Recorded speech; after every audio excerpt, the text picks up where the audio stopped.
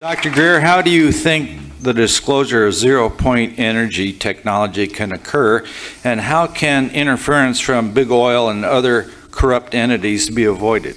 Well, you can't avoid the corruption of the cabal, all right, as Paul Hellyer was talking about. They're omnipresent. However, this is, again, I mentioned this in my talk, it's like playing chess in 38 dimensions. You have to think, what is their strength? Their strength is secrecy and corruption. If you go to the National Reconnaissance Office headquarters, it says over the entrance, "We own the night." That is their motto. They run all the top secret satellites for the US. And I say, we own the light. So, and I've said that to NRO people. And I said that our effort is to disclose and put into the daylight things that they wish to keep secret. Now, you don't do that by stirring around the secrecy, to wit. You cannot have a device that is 0 point or cold fusion or any of it and do it through the conventional venture capital, secrecy, and patent route. Because the system owns that pathway and they will intercept it. And the proof of it is they have done so for 100 years. This is not speculation. You cannot do it in a way that is any other way but massive, open source and open disclosure. So what I have come up with in the last year or so, and this is 26 years of very hard knocks, and it's cost us about almost $1 million in fraudulent new energy devices and devices that were real that got intercepted and people who've been assassinated, and it goes on and on and on. We could spend all night. I couldn't begin to exhaust the drama. The point I'm making is there's one pathway out of this morass, and that is you either have someone who has something operational and we take it forward, massively disclose it, and make it open source. You bypass the patent office, you bypass the IP, intellectual property. But you also, if someone said, here's $100 million, 50 to 60 of it has to go into basically public education and disclosing the device, or you're dead. So the new energy Earth incubator is what I'm calling this. Like Google has an incubator where they research things, and Facebook has an incubator fund. We need a new energy Earth incubator that will bring these technologies forward for the benefit of all of humanity without intellectual property, without secrecy. And if it's being researched in a lab, if something isn't handed off totally functional, which I don't see happening, it might, if you know of one, give me a call, then the lab is live streamed. And every single development, every point that you get on your data point of the correct electromagnetic frequency that opens the Poynting vector into the 0 point field that works in whatever substrate it is, water, crystal, nanocrystalline, metallic, whatever. That information is dumped in real time onto the internet and dispersed to millions of people. You can't put the toothpaste back in the tube. It's the only way it's going to work, because we have tried everything else. For 100 years, people have developed these technologies and they have been intercepted and black shelved. If it's done in any other way, it won't happen. Now, a few years ago, I couldn't have said what I'm about to say, and that is, if there's somebody with an operational system that they put their life's work and savings into, we can make them whole. There are people on my team, so long as we can test it, reproduce it, and they're willing for it to go open source. Open source means no holdback, it's provided to the public, no intellectual property secrecy. Then, I'm not going to talk about individuals, but between me and almost every billionaire on the planet who's friendly to this, there are no steps in between those now. So we can do this. Now the question is, why don't those people just put up the funds for a lab? Because those people don't want to risk at the front end, before something's already built, getting embarrassed. They want to do something after it's already proven, so they're not embarrassed. I'm not going to name names, so you can imagine who these folks would be. So, and they're friendly to this concept, but I can't move them into, so if somebody has something operational, that's what we would do. If they don't have something operational, all of you guys need to find folks who are going to provide the funding for a research and development lab that's open source. The problem with venture capital is that vulture capital, I call it. Vulture capital always wants to try to monetize things in the first order. In other words, at the initial part, it's not basic R&D. They want to monetize it and make it a profit center right away. What we have to understand is that we're trying to create. Is there a light flashing, or am I hallucinating? Yeah, okay, somebody maybe can just alter those. So someone has a seizure and I have to resuscitate them. And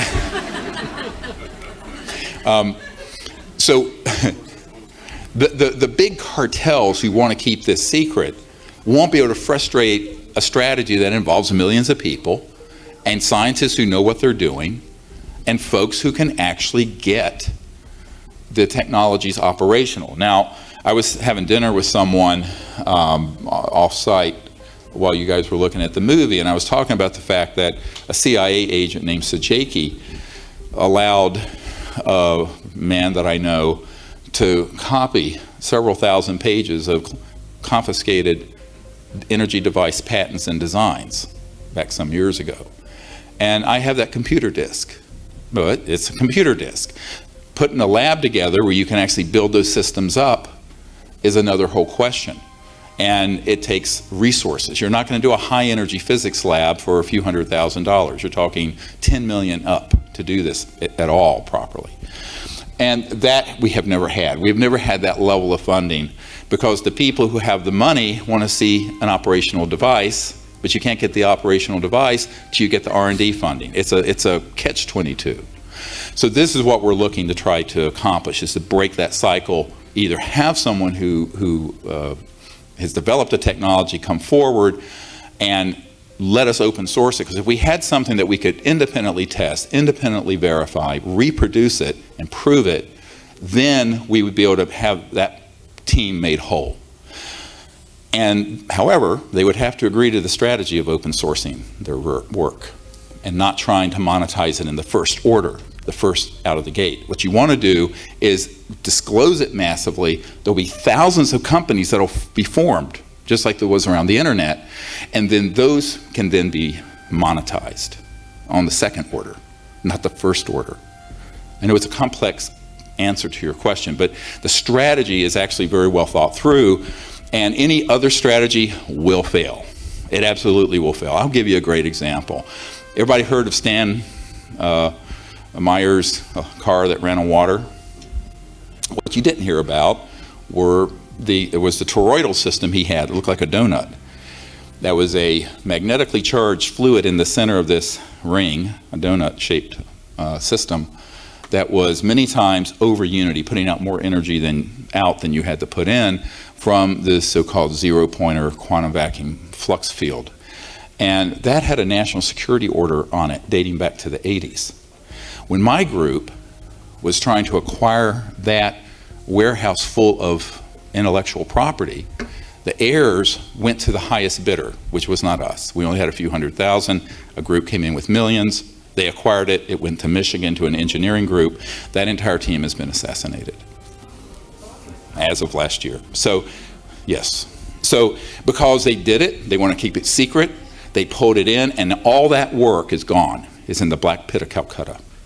So, I know whereof I speak here. This is serious stuff. You know, people have been killed for a lot less than a multi-$100 trillion technology that would deep six the oil industry and the public utilities of the world, and the petrodollar system. But we have to be smarter by being completely opposite. So they trade in fear and secrecy and intellectual property. What we have to do is be completely open. Say, okay, here it is. And it's going to benefit all of humanity. And once it's initially out, there'll be thousands of people who say, oh gosh, this really works, and they'll build up different prototypes, and they'll have something that'll run your computer with it, and they'll have something that'll run your house with it, and something that'll run a jet, on and on and on. Now, there's another part of this that's a serious and legitimate national security concern. And that is what I call the Z plane. You know, not the XY horizontal, but the vertical. So when you start talking about electromagnetogravitics, anti-gravity, let's call it pop culture words, where you set up the ability to cancel the mass of an object so it levitates, which has been done for the better part of 100 years, starting with T. Townsend Brown and probably before him. You're talking about a missile delivery system. So what I have explicitly agreed to with the colonel who's in charge of future technologies for the Air Force, which is a euphemism for technologies they already have. Remember, it's all a mind fuck, excuse me for saying. It's Orwellian language usage. And they, came to me and brought up this issue. I said, yes, I understand that.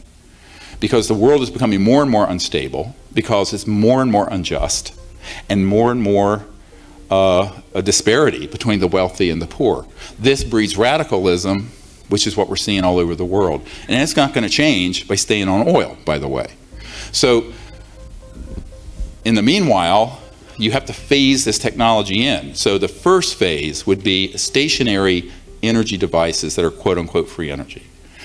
After the world becomes in a state of more stability and abundance and justice and social justice and economic equality, that's, not everyone's ever going to be all the same, but there won't be these huge differences between multi-hundred billionaires and people who don't have literally a bathroom to go to. 48% of the public in the world, the whole world's population, does not have indoor plumbing yet, 48%. So we have to fix that. Then the next phase will be the flying saucers that are man-made, so we don't need highways. But that would be a second order rollout. And so that is a consideration that is most people don't think about.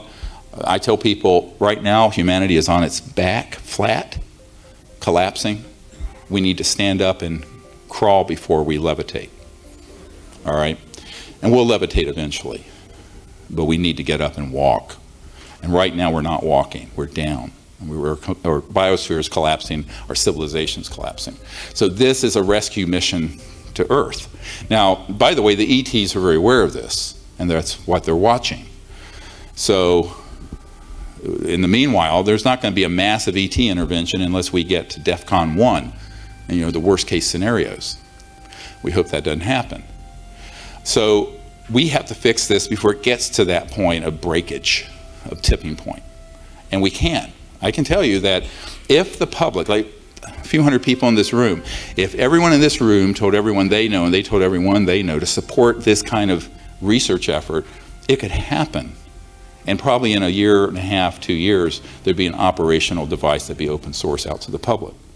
But you're not going to do it just by wishing it were so. It's a lot of hard work. And the cartels that don't want this to happen won't be able to do too much if you're doing it in front of the entire world. It's the old saying, the whole world's watching. So what they don't want to do, remember they operate behind the scenes in a shadowy way. They don't want to be caught red-handed with millions of people watching this happen. And if it's being live streamed, the technology is being openly dispersed, instead of people being like, Gollum, the Lord of the Rings, my precious, my precious. So people have had these rings, toroids, and other systems that are free energy, and they're like Gollum, my precious. We have to get out of that mindset and say, no, that's going to fail. Over and over again, we've proven it will. And the strategy to overcome these cartels, A, is to behave as if they don't exist from this one essential point. Don't do what they're doing, do the 180-degree opposite. Because everyone tries to recapitulate those power plays. So they're being very secretive. It's like the next iPhone is a bigger secret than the National Security Agency code. But for this technology, it's unique. You cannot keep it secret, and you cannot develop it in secrecy, and you cannot have it go forward with intellectual property around it. Because, as you know from the film, I mean, 5,135 patents have been seized by the Patent Office, many of them dealing with this issue. So how are you going to patent it? If you keep a trade secret, the first 1,000 devices that are sold are going to be reverse engineered by people in China and India and elsewhere.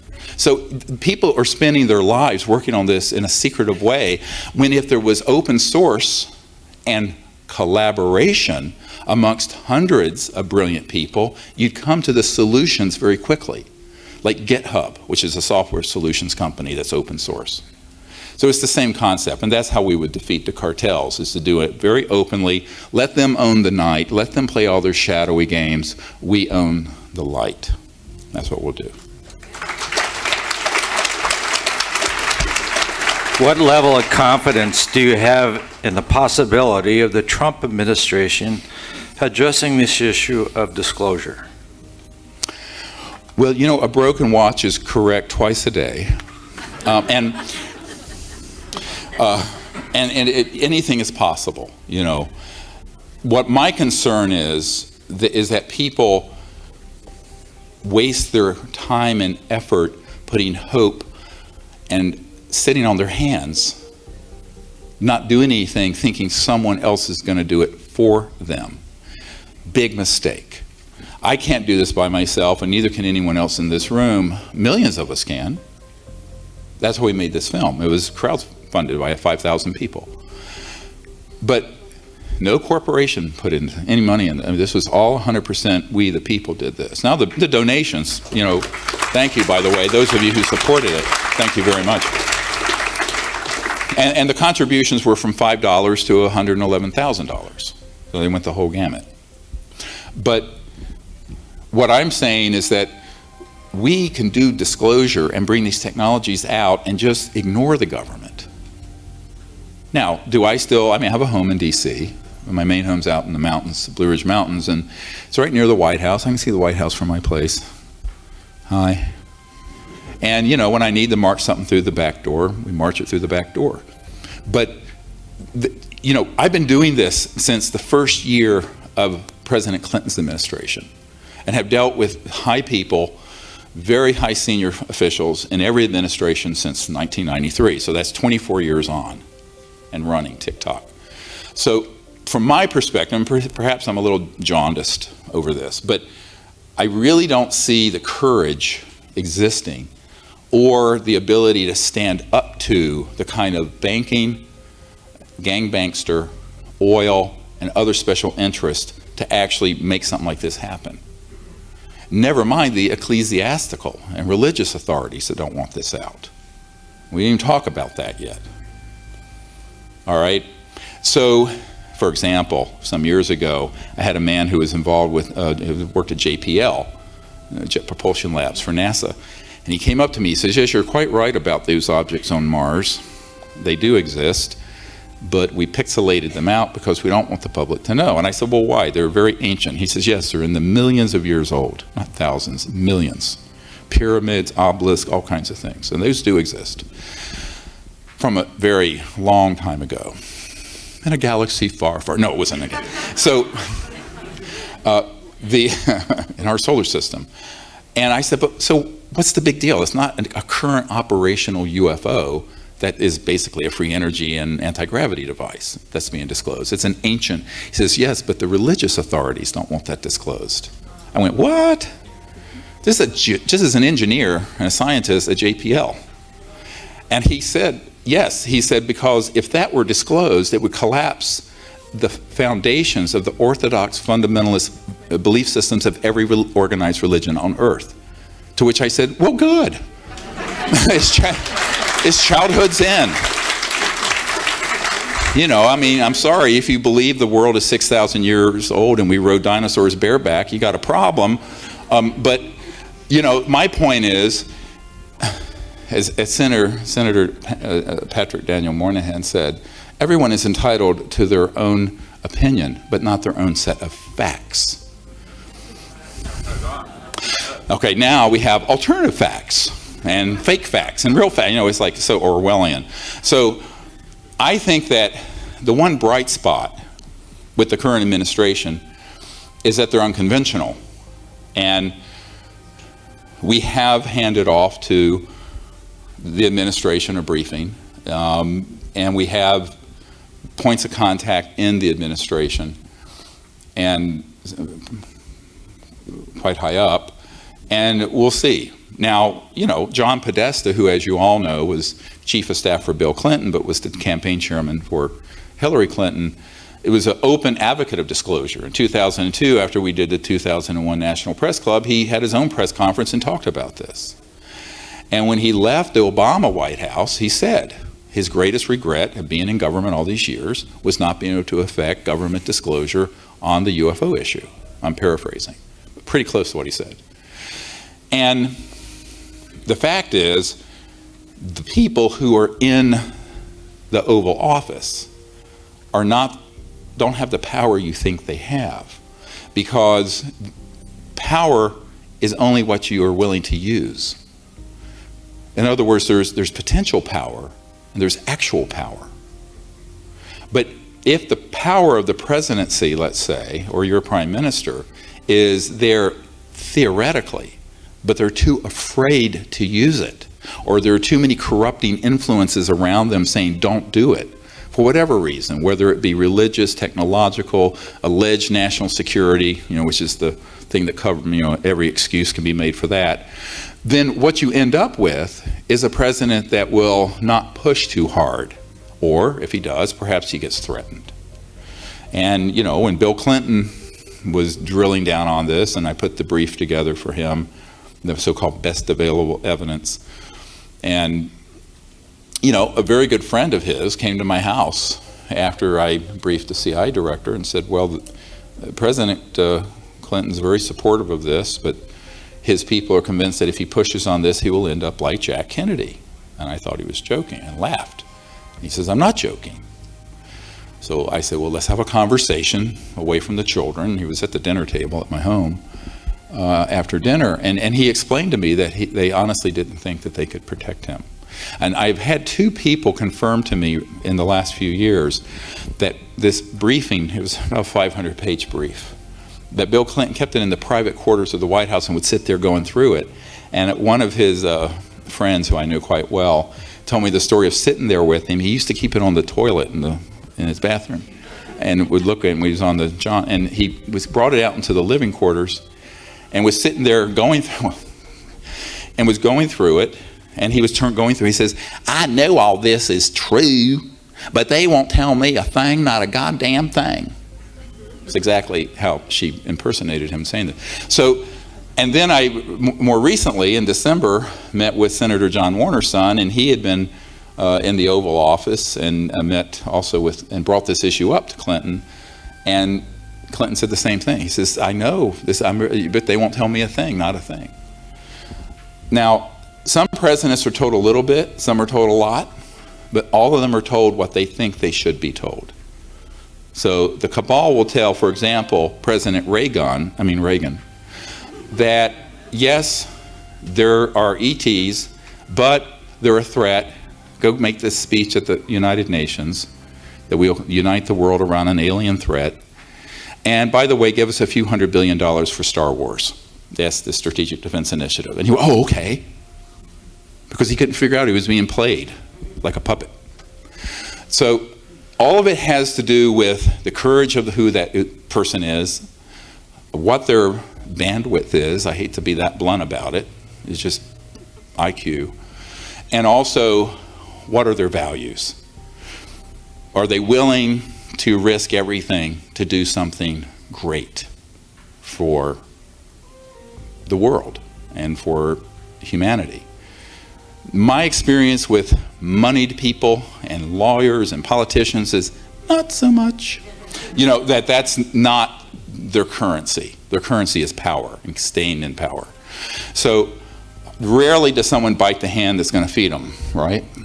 So at that point you realize we're much better off, while hoping and providing this information to members of the Senate and Congress and your Parliament or whoever it is. I mean, I've worked with Paul Hellyer on this with some of your folks, but when the day is done, as one senator told Mr. Hellyer, You're asking me to reel in a 2,000 pound whale, and I've got a 5-pound line. I don't have the ability to do it. Because usually people in those positions are denied access even when they ask. So when you analyze this thoroughly, you're left with something that's a sort of an existential moment and epiphany, really, where you say, well, if they can't do it, then we have to do it. And this is what we vowed. After we went around all over the world between 1993 and 1998, meeting with ministers of defense and CIA directors and all these sort of people. And I concluded that it's very unlikely that the people who are in the center of power are going to risk everything to do this. But those of us out in the public who are kind of nobodies, like me, I'm a doctor in North Carolina rambling around in an ER, and that we could do it if we organized ourselves and did it, and found enough people willing to defect from the national security state, and found the resources to put the energy research together. So that's what I would tell people, that we can always hope that the next president or a prime minister, Mr. Trudeau here, why not? If somebody knows him, give me a call, we'll set up a brief. But, he'd have to have a really big set to, hate to put it that bluntly, to take this on. And remember, the very first thing that they're going to do is they're going to ridicule him. Because the media is owned, as you saw in the movie, by the national security state. They will make hay out of anyone who touches this. And for that reason, it's very unlikely that you're going to get somebody from that walk of life who has to get reelected or wants to be reelected to take the ridicule and the bombast that is associated with this subject. So, and in fact, I had an Air Force major say to me once, more than death threats or secret programs, the number one way that this has been kept secret was through the psychological warfare effort launched in the 50s, and we have a document for this. The psychological warfare of the value to make it so odious, and the subject is so much ridicule that no self-respecting doctor or politician or scientist would want to be publicly identified with it. And that's why I was applauding the Honorable Paul Hellyer, for a man of his stature and one of your former Minister of Defense heads, to speak the truth to power and speak the truth. But that's rare. So when you're talking about the current White House, we're always hopeful, but I wouldn't bet the farm on it. I would be more inclined to say that when the people lead, the leaders will follow. And that if enough people get behind this, and we're on the 8th week of this being the #1 worldwide documentary on iTunes,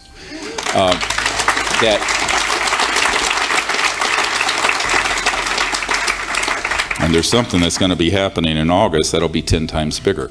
So 100 times bigger. So two orders, yeah, I can't talk about it. I'm not, sorry. That's not my decision. That's, look, no man is an island. But just stay tuned. So, no, it's not WikiLeaks. That's not enough bandwidth there. So, there's not enough people viewing them. No, we're talking something where, full access, over 100 million people. So, so this is what we're trying to do. So those of you who gave your donations, this was the plan all along. So we do what we can with what we have, and I think that if people come together and decide we're going to end the secrecy, we're going to bring the truth out, and we're not going to sit on our hands waiting for, the man in the White House or someone else to do it. And I think this is one of the hardest things for people to do, is to hold themselves accountable for the state of the world. Each of us are responsible for the current state of the world, because it's like in Nazi Germany. The ones who were overtly doing the horrible things that happened were guilty. The ones who looked the other way, they're guilty too. All right, so all of us have a responsibility to step up and do something about this. Whether we are, as this old saying goes, whether you're carrying a thimbleful or a gallon measure of effort, if everyone carried what they could, this could get done. The problem is we live in a world where people live in their smartphones and in front of their computers and YouTube. What did I say? Boob tube, yeah. It turns you into a mindless boob. And so the point is that you need to be able to look at yourselves and say, I'm going to be an activist.